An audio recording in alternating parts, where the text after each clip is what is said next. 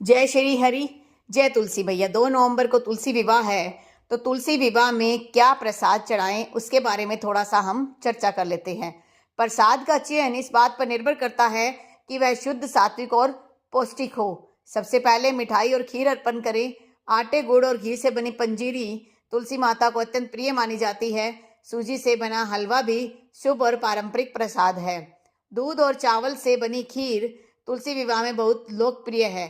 लड्डू को माता तुलसी को अर्पित करना विशेष पुण्य का कारण माना जाता है। मिठाई अर्पित करने से घर में समृद्धि और सौभाग्य बढ़ता है।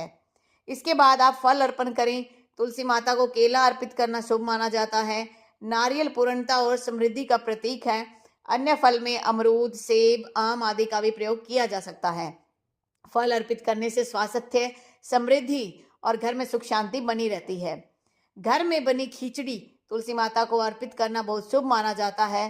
पारंपरिक रूप से पूरी सब्जी का भोग भी अर्पित किया जाता है। भोजन सात्विक होना चाहिए, यानी प्याज और लहसुन का प्रयोग नहीं होना चाहिए।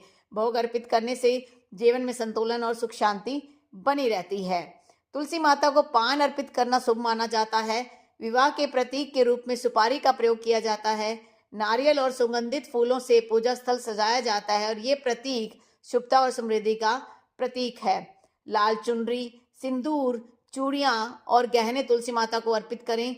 तुलसी माता को श्रृंगार करने से उनकी कृपा और आशीर्वाद प्राप्त होता है। पूजा के बाद तुलसी माता और भगवान विष्णु को भोग लगाकर वो भोग परिवार और पड़ोसियों में बांट देना चाहिए। प्रसाद बांटने से घर में सामूहिक पुण्य की भावना बनी रहती है और आपसी प्यार बना रहता है। तुलसी विवाह में प्रसाद का महत्व तो अत्यंत है। मिठाई, फल, खिचड़ी, पूरी सब्जी, पान, सुपारी और श्रृंगार के माध्यम से तुलसी माता और भगवान विष्णु को अर्पित करने से घर में सुख, शांति, समृद्धि और आशीर्वाद प्राप्त होता है। इस दिन की विधि पूर्वक पूजा और प्रसाद वितरण से धार्मिक पुण्य और भक्ति का सर्वोत्तम फल मिलता है। तो आप भी जो है 2 नवंबर को अपने घर में तुलसी विवाह कीजिए। अगर तुलसी विवाह नहीं करना चाहते तो माता तुलसी को और भगवान शालिग्राम को जो भोग मैंने बताया है उनमें से जितनी आपकी श्रद्धा हो, क्षमता हो, उस हिसाब से भोग अर्पण जरूर कीजिएगा।